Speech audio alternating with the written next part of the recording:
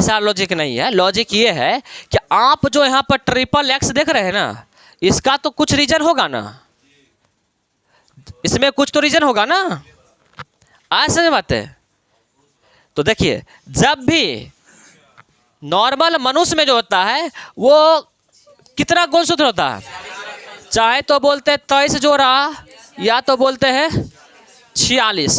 कितना होता है? 46, जिसमें 22 जोड़ा सेम होता है, 22 जोड़ा यानी 44 को सेम होता है, और एक होता है एक्स वाई, और एक्स वाई हो जाएगा तो ये हो जाएगा आपका पुरुष, ये क्या हो जाएगा? पुरुष। और 22 जोड़ा सेम रहे और प्लस हो जाए एक्स एक्स, तब ये हो जाएगा महिला। क्या हो जाएगा? महिला। तो देखिए 22 जोड़ा का मतलब क्या हुआ? 44 और प्लस एक्स एक्स, कितना हो गया? 44 2 46, तो ये तो हो गया क्या? महिला। ये हो गया महिला। अब देखिए इसी में अगर एगो एक्स और बढ़ जाए, बढ़ना क्या है? एक्स बढ़ तो सकता है वाई भी, लेकिन अगर एक्स बढ़े तब कौन बीमारी, अगर वाई बढ़े तब कौन बीमारी। अगर एक्स वाई नहीं बढ़ करके बीच का कोई संख्या हो, जैसे कि 21वां गुणसूत्र बढ़ गया, 13वां गुणसूत्र बढ़ गया, 5वां गुणसूत्र बढ़ गया, तब कौन बीमारी। आया समझ बात है। तो ये संख्या पर डिपेंड करता है कि किस नंबर का गुणसूत्र बढ़ रहा है। जिस नंबर का गुणसूत्र बढ़ेगा तो उसका बीमारी अलग हो जाएगा। आया समझ बात है। तो इसीलिए करके ये लगा दिया एक्स एक्स एक्स, इसका मतलब गुणसूत्र कौन सा बढ़ गया है? एक्स वाला बढ़ गया। कौन वाला बढ़ गया है? एक्स वाला। इसीलिए करके एक्स वाला अगर बढ़ जाए तब होगा क्लाइनफेल्टर सिंड्रोम। आया समझ में। ये मत समझिए कि पहला या जो पहले होगा वो ऑप्शन होगा, ऐसा नहीं है। एक्स एक्स एक्स यानी गुणसूत्र कौन बढ़ गया है? एक्स वाला। और एक्स वाला जो ही गुणसूत्र बढ़ गया तो इसका मतलब है कि गुणसूत्र की संख्या 47 हो गई और टर्म हो गया एक्स एक्स एक्स वाला, तो ये जो हो जाएगा क्लाइनफेल्टर सिंड्रोम। आया समझ में। और क्लाइनफेल्टर सिंड्रोम जो है ये आनुवांशिक बीमारी है। क्या है ये? आनुवांशिक बीमारी। अब हम लोग थोड़ा सा देख लेते हैं कि क्लाइनफेल्टर सिंड्रोम क्या है, टर्नर सिंड्रोम क्या है, डाउन सिंड्रोम क्या है, और थैलेसीमिया क्या है। ठीक है साहब? क्या बोले? अभी बता रहे ना, सब बात बोलेंगे, अभी एक भी नहीं बचेगा। गड़बड़ा देते हैं आप।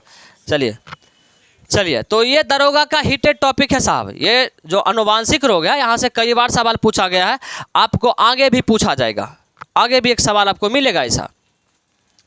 चलिए इसका आंसर क्या जाता है? Klinefelter syndrome. अब देखिए क्लाइनफेल्टर सिंड्रोम होता क्या है।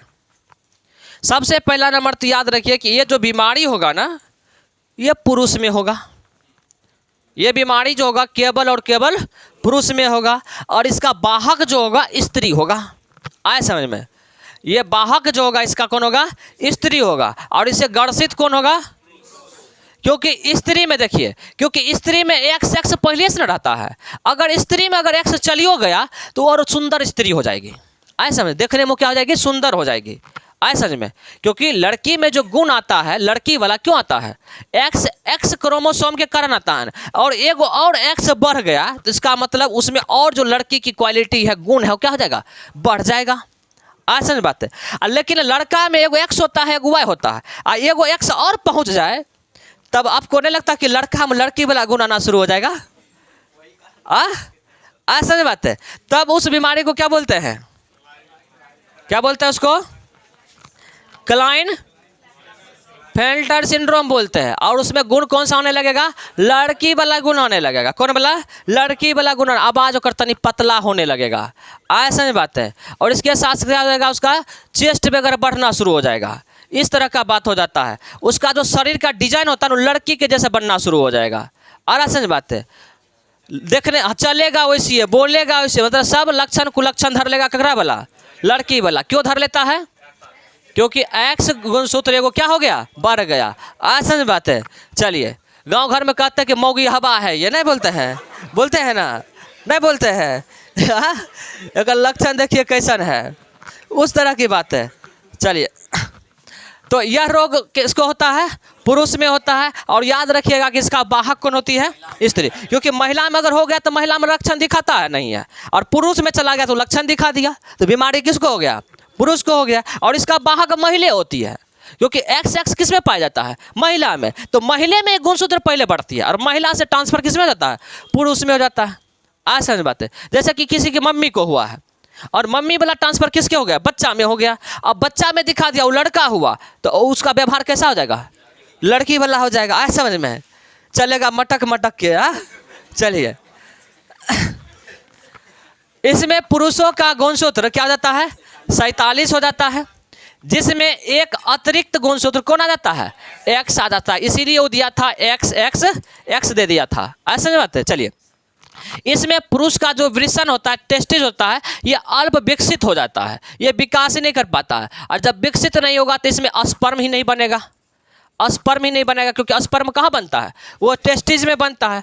स्पर्म ही नहीं बनेगा, स्पर्म जो ही नहीं बनेगा तो इसका मतलब है कि कौन सी हो जाएगा, नपुंसक हो जाएगा। ऐसा नहीं बात है, पुरुष क्या हो जाएगा, नपुंसक हो जाएगा। और उसमें लक्षण कौन हो जाएगा, स्तन स्त्रियों के समान क्या होने लगेगा, विकसित होने लगेगा। सारा जो ढांचा जो है शरीर का ढांचा वो लड़कियों की तरह, महिलाओं की तरह होना शुरू हो जाएगा। और पुरुष क्या हो जाएगा, नपुंसक हो जाएगा, नपुंसकता उसमें आ जाएगी। क्योंकि वृषण जो ही अल्प विकसित होगा तो वहाँ पर शुक्राणु नहीं बनेगा, स्पर्म नहीं बनेगा, और स्पर्म जो ही नहीं बनेगा तो स्वाभाविक बात है कि उसमें नपुंसकता आ जाएगी। ऐसा समझ बात है। तो ये कौन सा बीमारी है, क्लाइनफेल्टर सिंड्रोम, जिसमें गुणसूत्र एक्स एक्स एक्स हो जाता है, 47 हो जाता है। इसका वाहक स्त्री होती है और ग्रसित पुरुष होता है। ऐसा बात है। चलिए साहब इसको बोलते हैं क्लाइनफेल्टर सिंड्रोम। ठीक है, क्लाइनफेल्टर सिंड्रोम। ठीक है साहब, याद रखिएगा, क्लाइनफेल्टर सिंड्रोम मतलब नपुंसकता। इसमें क्या जाता है, नपुंसकता। अगर पिता बनने में आप फेल हो गए, फिल्टर मतलब फेल, पिता बनने में फेल हो गए तो इसका मतलब कौन बीमारी, क्लाइनफेल्टर। क्या है, क्लाइनफेल्टर। आया समझ में, याद रखिएगा साहब।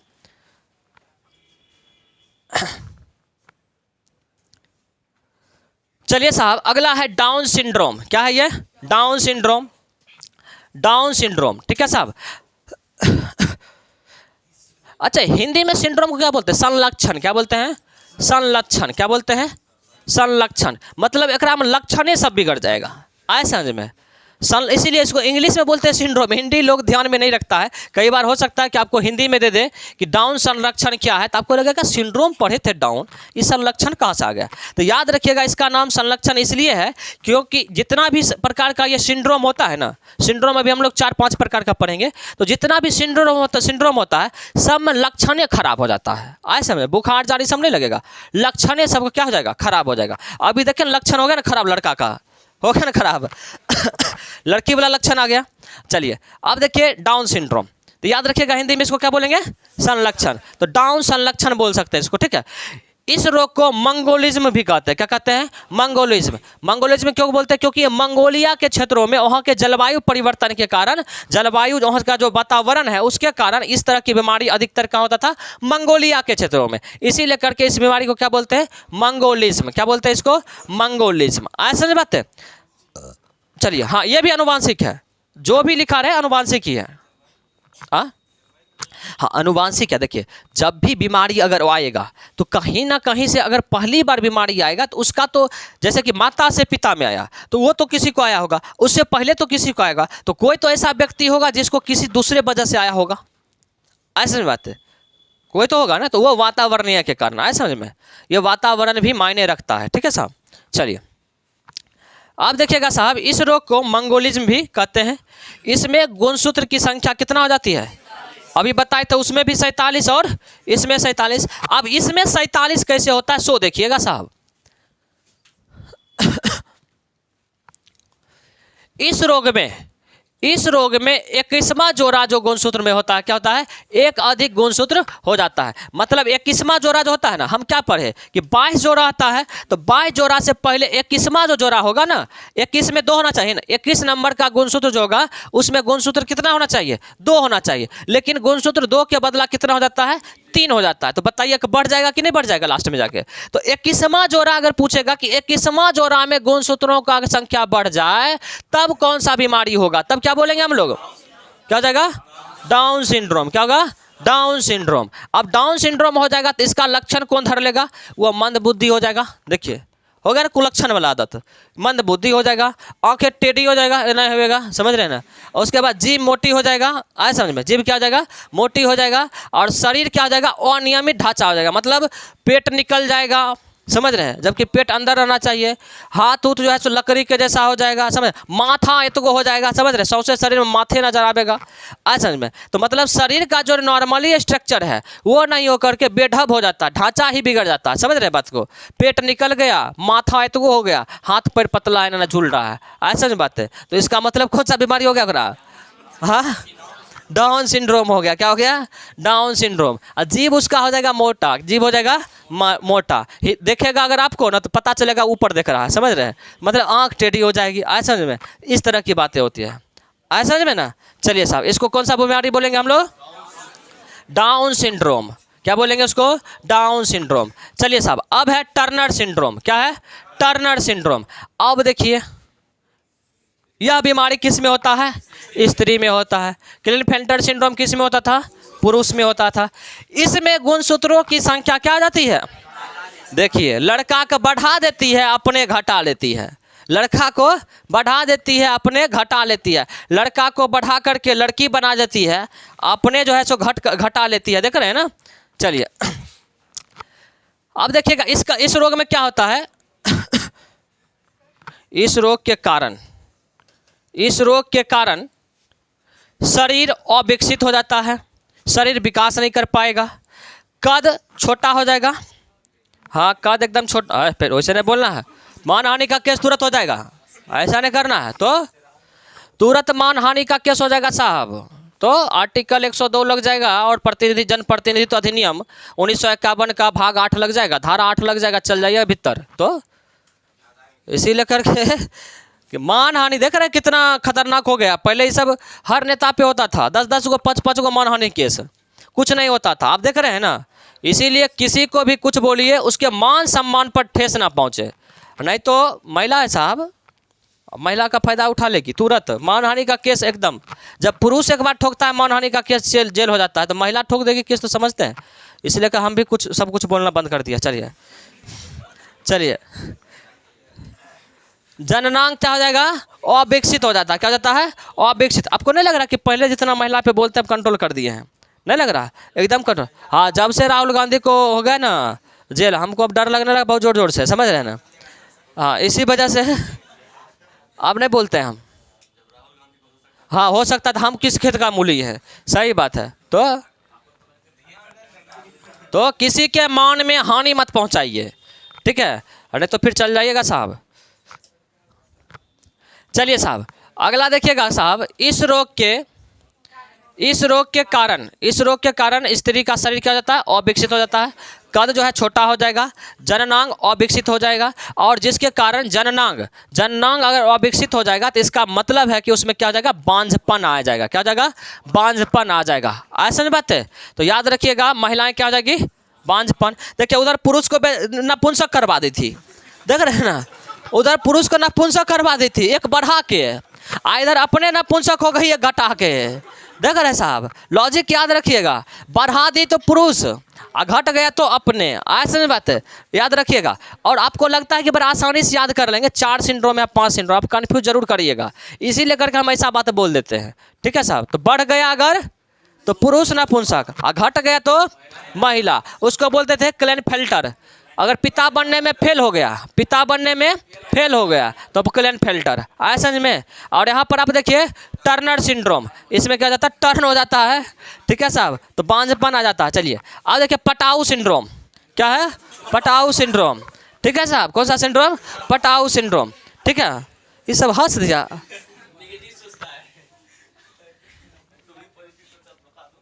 चलिए, इस रोग में 13वां गुणसूत्र में एक संख्या बढ़ जाती है। देखिए, इसमें 21वां बढ़ा था, तो कौन सिंड्रोम हुआ था? Down syndrome.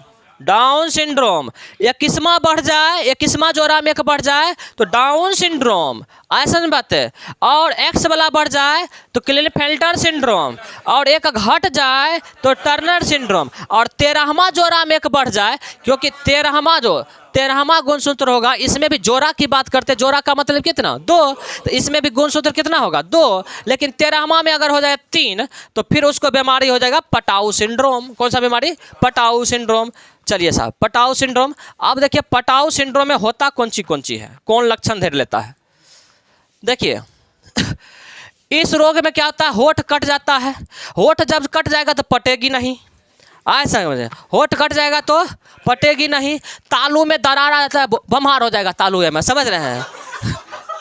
तो पटेगी क्या, नहीं पटेगी, आए समझ में। तो पटाऊ सिंड्रोम में क्या याद रखेंगे, अरे ठोर मुंह बढ़िया रहेगा तब ना पटेगी, और जब ठोरे मुंह बढ़िया नहीं है तो पटेगी क्या, नहीं पटेगी, आए समझ बात है। देखिए ऐसे नॉर्मली बोल देते हैं, याद रखने के लिए इसको गलत वे में नहीं ले जाइएगा, ठीक है साहब। मेरा प्रयास होता है कि हमको लगता है कि हंसी मजाक का चीज़ है ना बच्चा को ज़्यादा देर तक याद रहता है, इसीलिए तो याद रखिएगा। क्योंकि यहाँ पर 5 सिंड्रोम है, और याद रखिए दरोगा में जब ये पूछा गया था हम खुद गलती करके आए थे, रियल बताते हैं। इसीलिए करके जो हमसे गलती होता है हम चाहते हैं कि इस तरह से बच्चे को बताएं कि वो दोबारा गलती करके नहीं आए। तो याद रखिएगा कि पटाऊ सिंड्रोम में क्या होगा, नहीं पटेगी। क्यों नहीं पटेगी, होठ कट्टल रहेगा, भमार रहेगा तालू में, तो क्या होगा, पटेगी नहीं, आए समझ बात है। तो याद रखिएगा चलिए, तो आप भी भाग जाइएगा डरा करके, आए समझ बात है। चलिए, तो इसमें क्या होता है, रोगी जो होता है मंद बुद्धि हो जाता है, बुझने ना आएगा, लेर बहते रहेगा, इन्हें से नहीं बहेगा। तालुओ कट्टल है, ठोरो नहीं तो लेरे न बहेगा, इन्हें से बहते रहेगा, मौत जैसे चूहत रहेगा। चलिए, और नेत्र रोग से वो क्या हो जाता है, ग्रसित हो जाता है, मतलब आंख भी उसका क्या हो जाता है, गड़बड़ हो जाता है, ऐसा बात है। तो ये क्लेनफेल्टर समझ में आ गया ना, ये पटाऊ सिंड्रोम। तो क्लेनफेल्टर में क्या बताए थे, पुरुष को होता है, बाहा कौन होती है, स्त्री होती है, गुणसूत्र कितना हो जाता है 47, बढ़ता कौन है एक्स वाला, बढ़ता कौन है एक्स वाला, इसमें पुरुष क्या आ जाता है, नपुंसक हो जाता है। चलिए, पिता बनने में फेल तो क्लाइनफेल्टर। चलिए, डाउन सिंड्रोम में क्या बोले, 21वां जोड़ा बढ़ जाता है, कौन सा बढ़ जाता है, 21वां जोड़ा बढ़ जाता है। इसका लक्षण की बताए थे, हाँ कद छोटा। चलिए, उसके बाद टर्नर सिंड्रोम, इसमें क्या होता है, गुणसूत्रों की संख्या 45, और किस में होता है, महिला में। इससे महिला क्या होता है, शरीर अविकसित, और इसमें महिला क्या जाती है, बांझ हो जाती है, बांझपन आ जाती है, ऐसा नहीं बात है। तो ये सब किस में था, टर्नर में। पटाऊ में क्या बोले, गुणसूत्र कौन सा 13वां क्या होता है, बढ़ जाता है, और इसमें क्या होता है, और मंदबुद्धि हो जाता है, आँख चल जाता है, ठीक है साहब, नेत्र क्लियर है ना साहब। चलिए, तो ये सब जितना पढ़े हम लोग, कौन सा बीमारी है, पटाऊ से आनुवांशिक रोग, कौन सा आनुवांशिक रोग, देख लीजिए, अब वही पर ध्यान रहेगा, गजबे है। चलिए, अब देखिए थैलेसीमिया रोग, इसी से जुड़ा हुआ आनुवांशिक ही रोग है थैलेसीमिया रोग, इसको भी देख लेते हैं। इसमें होता क्या जानते हैं, ग्लोबिन जो प्रोटीन होता है, हीमोग्लोबिन कब बनता है, जब ऑक्सीजन से रिएक्शन वो करता है तब बनता है, तो ऑक्सी हीमोग्लोबिन बनाता है। तो ग्लोबिन जो प्रोटीन है यही बनाता है हीमोग्लोबिन, क्या बनाता है ये, हीमोग्लोबिन। तो याद रखिएगा कि पूछा जाएगा कि हीमोग्लोबिन किस प्रोटीन से बनता है, तो क्या बोलेंगे हम लोग, ग्लोबिन प्रोटीन, ठीक है। तो इसमें ग्लोबिन प्रोटीन का क्या था, संश्लेषण ही नहीं हो पाता, ये संश्लेषण ही नहीं कर पाता, और जो ही संश्लेषण नहीं होगा तो हीमोग्लोबिन बनना बंद हो जाएगा। हीमोग्लोबिन जो ही बनना बंद हो जाएगा तो आरबीसी का बनना बंद हो जाएगा, आरबीसी की काउंट क्या हो जाएगा, घट जाएगा। तो संश्लेषण नहीं हो पाता है, जिसके कारण ऑक्सीजन का संवहन नहीं होता है। देखिए, क्योंकि ग्लोबिन प्रोटीन ये बनाता है हीमोग्लोबिन, समझिएगा, ये क्या बनाता है, हीमोग्लोबिन। आप बताइए, हीमोग्लोबिन ही बनाता है, तो ये इसका जब संश्लेषण नहीं होगा तो क्या होगा, हीमोग्लोबिन नहीं बनेगा। और आपको पता है कि शरीर के हर कोशिकाओं तक हीमोग्लोबिन जो पहुंचाता है, कौन, सॉरी हीमोग्लोबिन, ऑक्सीजन जो पहुंचाता है, ऑक्सीजन जो पहुंचाता है, कौन पहुंचाता है, हीमोग्लोबिन। ऑक्सीजन जो पहुंचाता है, हीमोग्लोबिन पहुंचाता है। जब हीमोग्लोबिन ही नहीं बनेगा तो आपको लगता है कि ऑक्सीजन पहुंच पाएगा क्या, तो इसका मतलब ऑक्सीजन का संवहन क्या हो जाएगा, नहीं, रुक जाएगा, नहीं हो पाएगा। और समझ बात है। चलिए साहब, बस 2 मिनट में खत्म कर देते हैं। ग्लोबिन संश्लेषण नहीं हो पाता है, और ग्लोबिन का संश्लेषण नहीं होने के कारण हीमोग्लोबिन का निर्माण क्या होता है, नहीं हो पाता है, और जिसके कारण आरबीसी का भी निर्माण नहीं हो पाता है। और यह एक प्रकार का क्या है, आनुवांशिक रोग है। क्या है यह, आनुवांशिक रोग। चलिए साहब, अगला है डाउन सिंड्रोम। देखिए, यह एक आनुवांशिक रोग है। Down syndrome, Turner syndrome, Klinefelter syndrome, haemophilia और बर्नानता, यह सब किसका उदाहरण है, आनुवांशिक रोग का उदाहरण है। याद रखिएगा, कई बार पूछ सकता है कि निम्न में से कौन आनुवांशिक रोग है, तो ध्यान में रखिएगा। चलिए साहब, क्लियर है ना।